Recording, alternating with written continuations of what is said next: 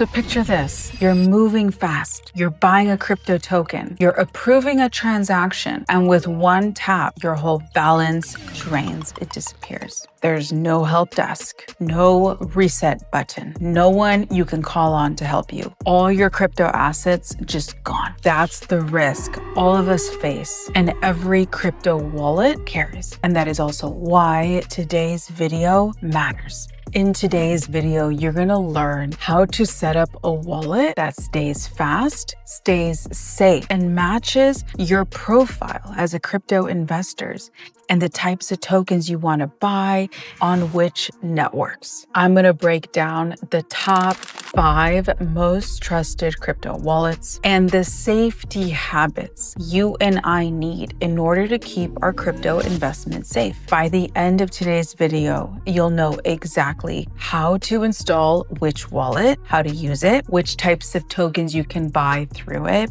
and what kind of security protections you need in place and new habits you have to start following in order to protect yourself from the next big wallet scam and sob story, because it would be very sad if you lose your crypto holdings this bull run, because we know it's not just about making as much as possible, it's also about how much you keep.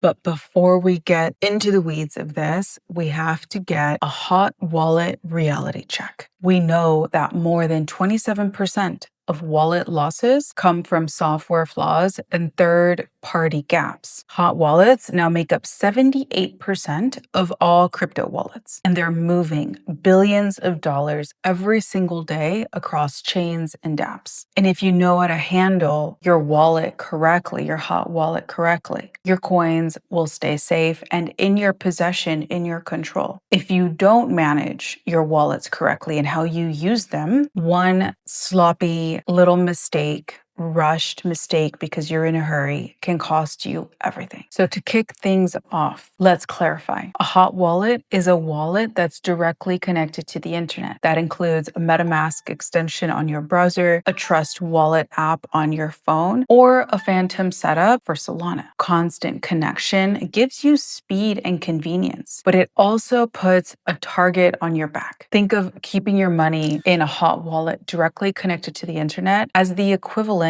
of cash in your pocket. It's perfect for daily spending. It's always ready. It's fast. But if someone knows where it is and they know how to spot you and they get close enough, all your money can vanish, right? That's why we have pickpocketers. A cold wallet, on the other hand, like a Trezor or a Ledger, is like a vault at your bank. It allows you to be your own bank, as you hear in crypto all the time. Sure, it may be slower to access, but it is built to protect your long-term savings. And once you see your setup through this lens, decisions about where to keep your funds get a whole lot easier. And the numbers and data back it up too. In 2024, hot wallets held 56% of the global wallet market revenue, worth nearly $2.93 billion, and are currently on track to be more than double, worth $7.09 billion by 2029, especially as adoption keeps growing in DeFi, NFTs, and everyday swaps. On the other hand, non-custodial wallets, where you control the keys, are now the choice for 59%, almost 60% of all users in crypto this year. That freedom comes with zero safety net, though. There is no reset button after a signed transaction. And the risk does not just come from scammers. More than a quarter of wallet incidents trace back to outdated software and third-party gaps. That's why we need to treat our hot wallets like a tool and not a bank, not a vault. You have to keep it stocked, funded for active use, but you need to move your savings to cold storage. There's actually a simple 80-20 split rule, as there is in life, where it recommends you keep most of your funds, your savings, your Bitcoin, your Ethereum, your Solana, your blue chips that you're trying to hold long term. You keep them in cold storage. And the rest, that which you're willing to invest, potentially lose, because that's always a risk in investing, you keep that in a hot storage. wallet, which will give you speed without gambling and putting at stake your future. So now let's get practical. The following are the top 5 hot wallets people that know better, actually use. And we're going to get into what functionalities each of them do best, and therefore how you can decide which ones would be best for you to use based off of your investment and crypto gambling routine, if you're gambling in degen tokens, which I don't recommend. But anyway, starting with MetaMask. We know that MetaMask became the default gateway into Ethereum, and it still dominates the EVM chains like Polygon, Arbitrum, and Base. It covers nearly every DeFi app or dApp and NFT marketplace you'll touch. Your keys stay encrypted on your device, and the extension now flags suspicious activity with clearer signing prompts and warnings. Also, what's very convenient about MetaMask, of course you would know if you're using it, is that no KYC is required. So if you live in a country that does not have clear crypto regulation, or it's prohibited, hypothetically, not that I'm giving advice here, you could use a VPN to change your country's location and use MetaMask and download MetaMask that way, and you could participate in all Ethereum or EVM, right? The Ethereum virtual machine chains and crypto tokens. So MetaMask wins in terms of compatibility and reach with the majority of the crypto market, being that most of them are still Ethereum based or compatible. The trade-off, of course, is juggling multiple chains can feel very clunky when you're moving very fast. That said, or to address this specific pain point, I should say, there is Rabby. Now, Rabby Wallet, which is one of my personal favorites, it has a sleeker interface. So it's going to feel much more modern and easy to use. Rabby focuses on safety and clarity, and it fixes common MetaMask pain points that most people feel when they use MetaMask, with cleaner previews and a smoother multi-chain handling for EVM users. Rabby's edge is simulation, meaning you can see balance changes, token movements, approvals, and contract calls before signing, which helps you spot, therefore, drainers, scammers, bait contracts in time. And it scans for risk, warns early, and selects the correct chain automatically, so you do not misroute a transaction to the wrong network. Because if you do that, if you've been here for some time in crypto, that's it. Your money's gone. So the trade-off is a smaller user base and the occasional dApp that still expects MetaMask by default. Power users often run both to cover every edge case, but most casual users should be fine with Rabby. In fact, one of my researchers even mentioned they stopped using MetaMask altogether and completely rely on Rabby for all things EVM. Most people actually that I've heard switch over to Rabby Wallet can't even imagine going back to MetaMask. Now, I still use both, but once again, it is a personal decision. I'm just letting you know the pros and cons of both. One weak point I should highlight on Rabby Wallet is that they don't support popular networks that we like, and I talk about so much on my channel, that are outside of EVM, so outside of Ethereum's ecosystem tokens like Solana or Sui. I actually covered both in yesterday's video, where I go over the top 5 legacy layer 1 blockchains and I compare them and at least bring up and talk about the upcoming underdogs, for instance, like the new layer 1s that are alleging to disrupt the top layer 1s. Anyway, maybe very interesting for you to go check out. That said, my go-to wallet for using Solana and Sui is Phantom Wallet. Phantom started as a Solana native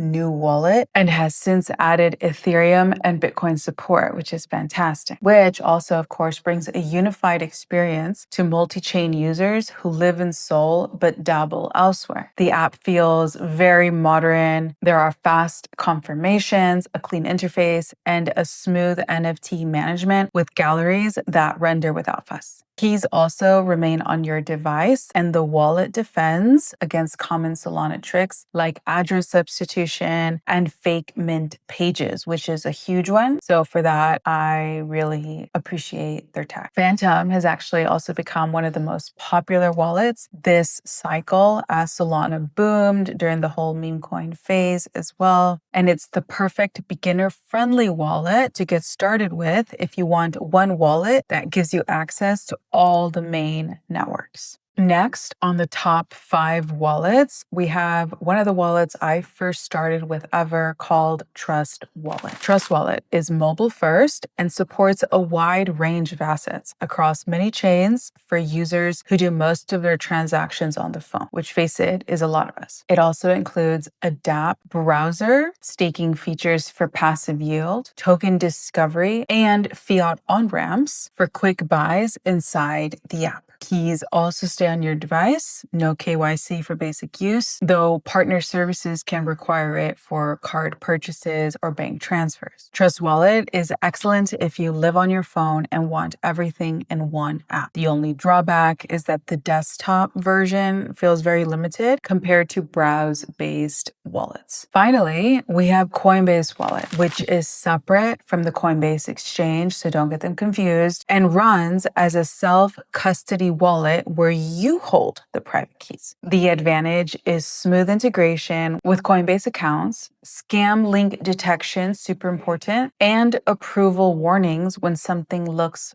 risky. It even has hardware wallet integrations when you want extra protection for bigger moves. And despite Coinbase being an American exchange, once again, as we said, the wallet is separate to the exchange. So no KYC is actually required for the wallet itself. That said, if you want to use the exchange features within the Coinbase wallet, those do require identity checks. So of course, it's easy to see why some purists or some decentralization maxis would avoid the exchange because of its branding, because it's an American brand, and they assume, and rightfully so for the exchange features only, not just the wallet, that they will require KYC, right? So this wallet is not for everyone if you're going to be looking to use the exchange. But if you just want the wallet itself, the wallet makes the leap to self-custody very simple. So as I was saying in the beginning of today's video, not all wallets will be best for everyone. It really depends on your nationality, whether you want to be doxxed, whether you want people to know who you are or not, and what you're going to be using it for, and what type of crypto tokens you like to buy or are interested in. MetaMask, as I said, is good for broad compatibility. Rabby Wallet is best for safer signing and for having multi-chain flow on EVM. And Phantom is going to be great for Solana heavy activity and for being able to manage your NFTs in a very visual and easy way. And Trust Wallet is ideal for those that primarily use their mobile, and Coinbase Wallet for an easy jump from an exchange custody to self-custody. So perhaps you're thinking, oh my gosh, 5 wallets is a lot to manage. And that's true. If you don't need, and you would have a point in saying that, because most people don't need all 5. Most people need a combination of Phantom and Rabby or Phantom and MetaMask. These will essentially let you cover all of the major networks and chains without so much back and forth. And here's a pro tip for you. Power users, those that have been in crypto for some time and invest a lot, all of us run multiple wallets. However, we have different wallets for different things and different activities, and we don't mix them. It's important to pick the wallets that fit your routine. Keep balances small for daily use. Don't keep all your money on one wallet, only what you're ready to reinvest on your hot wallets, and make sure you have good security habits in place. That's how you stay fast, safe, and in control. So now that we've gone over and you've seen the strengths behind each wallet, here's the piece that most people overlook, and that is privacy. Because the wallet you choose doesn't just decide when you have to reveal your identity, and that matters. KYC, which stands for Know Your Customer, works the same way as opening a bank account. You show your ID to access services that connect you to fiat or traditional dollars, right? To those systems, those rails or card networks. And here's what is so crucial about this. A non-custodial wallet does not require KYC. When you create MetaMask, Phantom, or Trust Wallet, you generate your keys locally. Nobody sees them but you. And that's why you can download, set up, and start swapping without ever showing a passport. KYC only shows up when you cross into traditional rails, a debit card, a bank transfer, or a fiat on-ramp will always ask you for verification because those partners operate under regulated systems to counteract money laundering. And that process links your identity to activity. And that data can move through subpoenas, leaks, and breaches. So the fewer times you submit documents, the less exposure you create, especially nowadays when hacks, and especially now with the use of AI, identity theft is so prevalent. On-chain, however, none of that applies. Swaps, DeFi interactions, NFT mints, bridges, and peer-to-peer transfers, all of them run directly through addresses and smart contracts with no KYC wall in the way. Plan your workflow, therefore, so identity checks only appear when they're absolutely required. Everything else stays fully in your control. Now let's talk about security habits, because I believe everything almost hinges off of security. This is the part that actually saves people money. And here is where most people lose their coins, not because they picked the wrong wallet, but because they ignored the habits that make it safe and keep them safe. The right habits, security habits, can block 90% of the risks you will face. And trust me, you will face them at some point. And the best part is you can set these up tonight.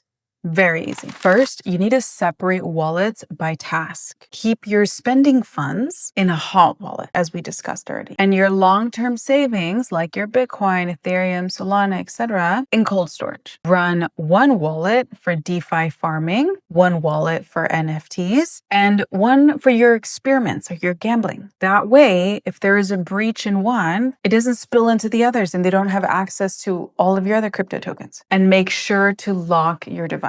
Turn on biometrics, even though I have my concerns about biometrics as well. But for now, it's one of the safest ways to secure your device, and use a very strong PIN, not one you've used for other apps. Many compromises start with local access. An unlocked phone or browser sync is all an attacker needs. So you need to always revoke old approvals. Permissions never expire on their own. So a recommendation I have for you is to use a tool like revoke.cash and clean them out monthly, just as you would change a smoke detector's alarm, just like changing smoke alarm batteries. It shuts down one of the easiest attack paths. And then next, we have one of the simplest mistakes I think people make, and that is you cannot save screenshots of your password or your seed phrases. I actually don't save any passwords at all, like anywhere written down. I use an encrypted vault like Bitwarden or LastPass. And then, of course, I write my seed phrases down and I keep them offline as well. Many recommend also saving your seed phrases in metal backups so that you're protected against fire and water. And I've also seen some recommendations, which I agree could be good too, if you know you're saving your seed phrase in safe locations, would be to save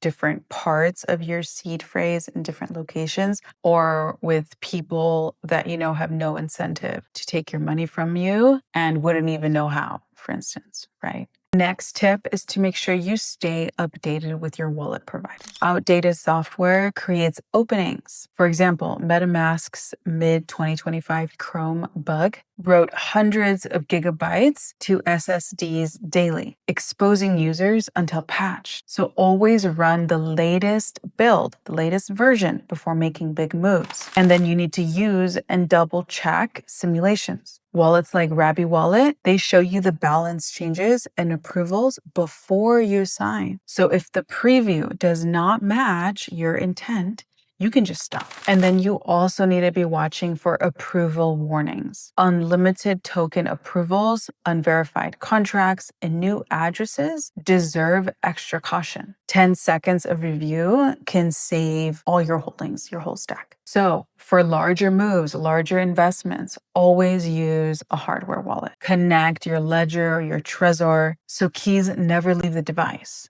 while you still get to enjoy the convenience of your hot wallet interface. That's how you move serious sums of money with confidence. All of these habits take minutes to set up, but they pay off in the long run. And every time you click approve, you have peace of mind. So if you get them into place now, you'll cut out the most common drain, scams, and paths before they can even reach you. So here's the bottom line. A hot wallet is a convenience tool. It's fast, it's connected, and perfect for daily use. It's not a vault though. It's not your bank. Your savings, your long-term investments belong in cold storage, a ledger, a Trezor, etc. And don't use off-label random brands because a lot of those can also be rigged. We don't know. You want to use the most trusted brands. And then choose based on what you actually do each week. If you're farming yield, minting NFTs, or making swaps, pick the wallet. Fits your flow, fits your style of investment and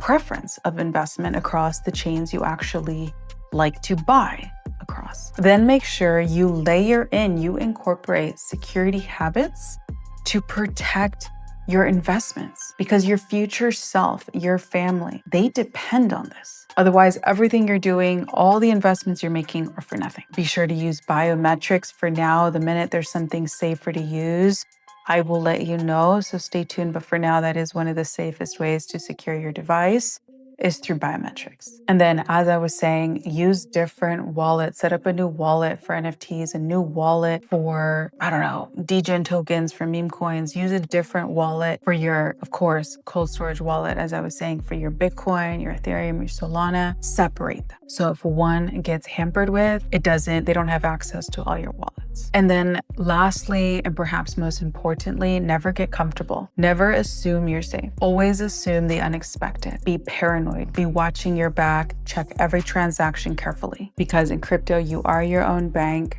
There is no one here to save you. You have to be in charge of your own finances. Crypto moves very fast, but security principles don't. Control your keys. Reduce the attack surface. Slow down before you sign in.